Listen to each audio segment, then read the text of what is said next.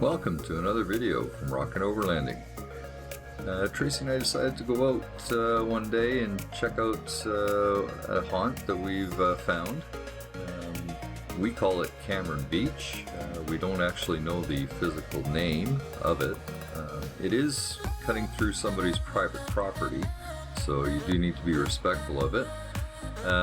This is the entrance to the beach, and as you're about to see, there are a few pitfalls, big rocks sticking out.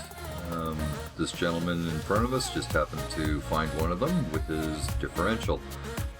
You got to be careful in areas like this. There are rocks, large rocks, sticking out, and because they're covered underwater, you can't really see them. Other than that, this place is just beautiful. It's a rockhound's dream, as you're about to find out. Once we get across the water here, we go for a little drive down the beach, and I find a nice pile of washed up trees and decide to try my hand at making a Swedish torch. Actually quite happy with how it turned out.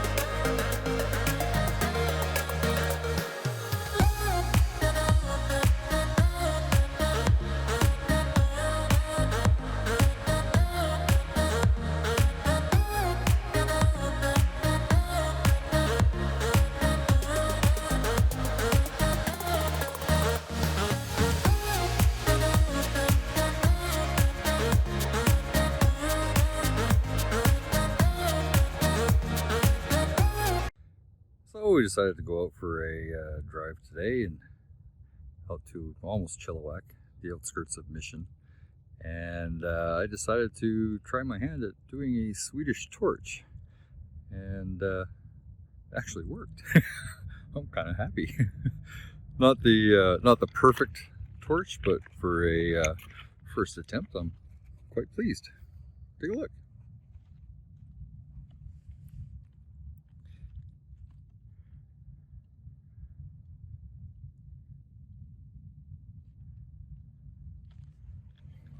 Not bad. It's working. It's just started, so it takes a little bit to get them going, but hey, for a first attempt.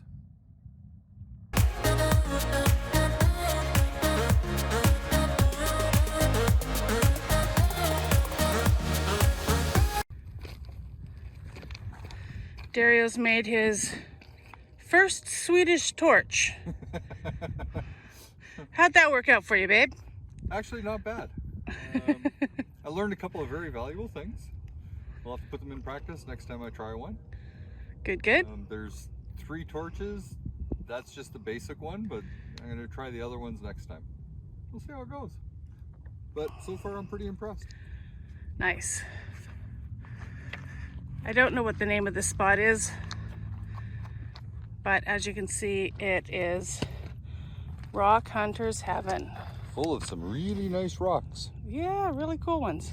Maybe not your beautiful gemstones, but definitely interesting. I found a few. They're in the truck, on the truck, around the truck. There's a few stacks that I still have to go back and pick up. Mostly looking for agates and jaspers. I found some beautiful yellow jasper here. Lots of red jasper. Lots of gneiss. I know it doesn't polish very well, but it sure is beautiful. There's some of the red jasper. Not the most epic specimen, but you never know till you cut it open, right? Exactly. You learn a new thing every day. And if I find something epic, I will definitely show you. All right. Happy Saturday. Tracey did manage to find some pretty nice specimens, so we decided afterwards we're going to go for a drive down the beach. The Swedish torch that I made seemed to last a little bit longer than I anticipated, So didn't really want to extinguish it, and this gentleman here in the truck had a fire going, so I decided to donate it to him. So picked it up and walked it over to him, and sure enough, he was more than appreciative.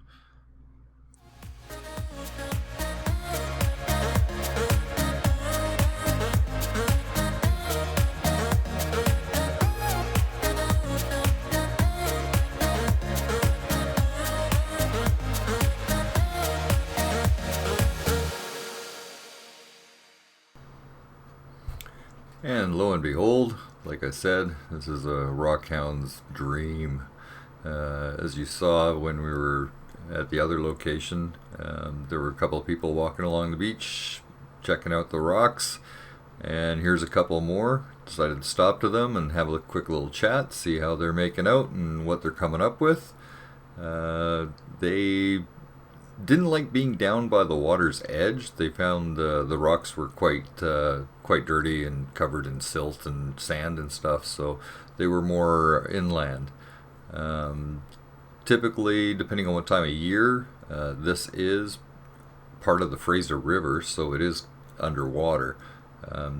We've been lucky, well, not lucky in some terms, but lucky in rock hounding terms that the water is low.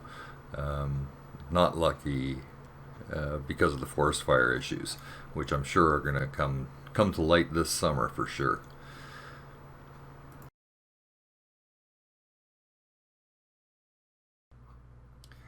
And after going through a little bit of a trail, we found another spot. Tracey got out and checked some things out. Found some really nice samples, and they'll be coming up shortly. She'll go through them in the next segment. Hope you enjoy. It was a beautiful day to be outside here on the West Coast. Can't wait for more.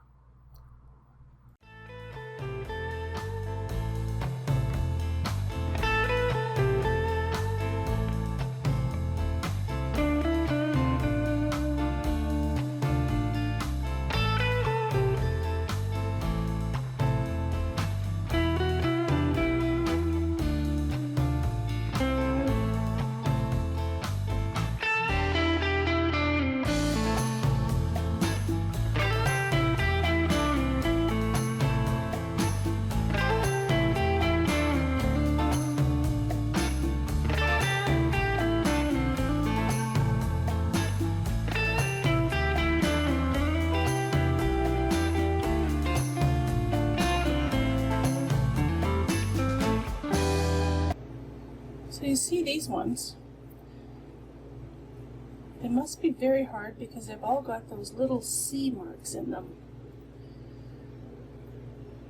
which leads me to believe they're either hard agate or some agate. And this one here is quite interesting. It looks like it may have mossy bits in it. Now it may be just quartzite, I'm not sure. It looks like quartz there. And I know quartz is very hard, but I'm curious. So I'm going to cut these and polish them, or polish a piece of them, and see how they turn out. Now back to the the sink full. There's some pretty interesting ones in here. None of them epic. We found another porphyry, and then there's this one here too. It's kind of got a bluish tinge to it. I don't know if you can see that or not, but we thought that was interesting. Stuck out among all the others. This is, of course, a piece of rhyolite, but it had just very cool lines on it. And sometimes that cuts and polishes okay. So we're going to check that out. This is another piece of rhyolite.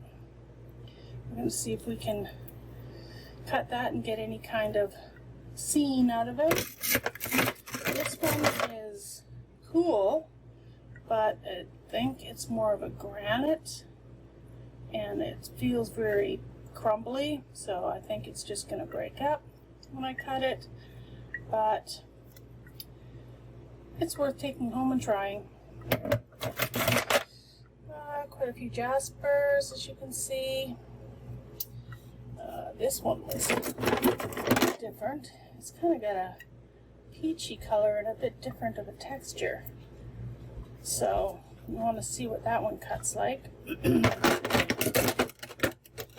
This guy was quite neat, but it's got these big chunks out of them, so I'm going to throw them in the tumbler and see how badly it breaks up, I guess. This is agate-like. I'm just going to get that wet.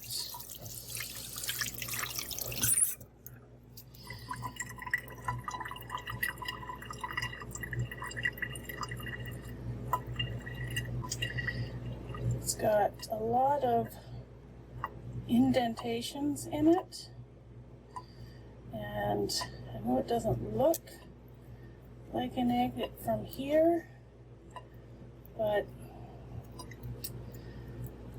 I don't remember what made me think it was.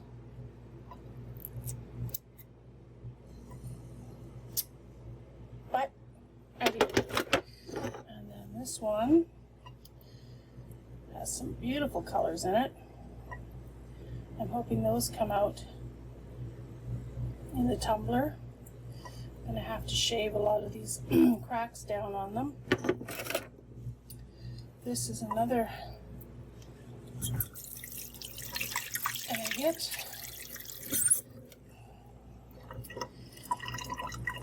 Not clear, but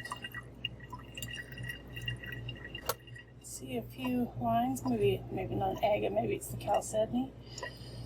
You can see right there, there's almost waterline lines in it. I don't know if we can see, maybe a little bit.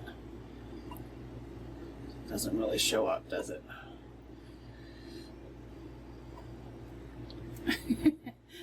There, that's, yeah, can't really see it. What else have we got in here?